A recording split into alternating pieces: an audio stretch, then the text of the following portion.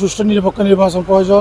সরকার আরো কিছুদিন থাকুক, নির্বাচনের মাধ্যমে একজন জনপ্রতিনিধি আসবে, যত তাড়াতাড়ি নির্বাচন হবে আমাদের গণতন্ত্রের জন্য ভালো। দেশে তো হঠাৎ কোনো পরিবর্তন করা সম্ভব না। উনি আরো কিছুদিন ক্ষমতা থাকুক। আইন শৃঙ্খলা পরিস্থিতির অবনতি এটা থেকে উত্তোলন এবং জন্য দেশে একটি অবাধ এবং সুষ্ঠু নিরপেক্ষ নির্বাচন প্রয়োজন। দেশে অবাধ সুষ্ঠু নির্বাচন হলে, নির্বাচিত সরকার হলে দেশে আমি আশা করি দ্রুত আইন শৃঙ্খলা পরিস্থিতির উন্নতি হবে। নিত্য প্রয়োজনীয় দ্রব্যমূল্য আমাদের হাতের নাগালে আছে, যেটা আমরা গত অতীতে দেখিনি। মোটামুটি সব কিছু আমরা আমাদের হাতের নাগালে পাচ্ছি। আমরা চাই যে ইউনিট সরকার আরও কিছুদিন থাকুক, দেশটার সংস্কার হোক, তারপর নির্বাচন দেওয়া হোক। নির্বাচনের মাধ্যমে একজন জনপ্রতিনিধি আসবে, ওনারা দেশ পরিচালনা করবে। যারা জনপ্রতিনিধি যারাই আসবে এবং ভবিষ্যতের নির্বাচনে যারা জিতবে তারা অবশ্যই ডক্টর মোহাম্মদ ইউনূসের যে ব্যক্তিত্ব সেটাকে সামনে রেখে তারা দেশ পরিচালনা করলে অনেক বেশি ভালো হবে। আমাদের দেশ হচ্ছে গণতান্ত্রিক দেশ।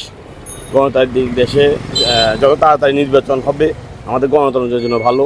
আমরা চাই অতি শীঘ্রই নির্বাচন হোক।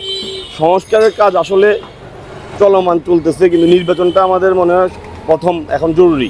আইন শৃঙ্খলা বাহিনীর সব কিছু মিলে আমি মনে করি নির্বাচনটা একদম প্রথম, যত তাড়াতাড়ি যত দ্রুত দেওয়া যায় আমাদের জন্য মনে হয় ভালো হবে। এই দেশের বেশিরভাগ মানুষ চাচ্ছে উনি আরো কিছুদিন ক্ষমতা থাকুক এবং ওনাকে ক্ষমতায় রাখার জন্য আমাদের প্রত্যেকটা মানুষকে নিজেদের অবস্থান থেকে ওনাকে সার্বিক সহায়তা করতে হবে।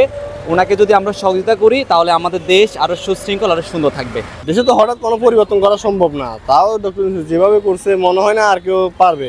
কারণ হচ্ছে যে ওনার বৈদেশিকভাবে সাপোর্ট আছে, সবাই চিনে, সবাই এই হিসাবে ডক্টর ইউনূসের থাকা দরকার। কারণ হচ্ছে দেশের অনেক উন্নতি হবে।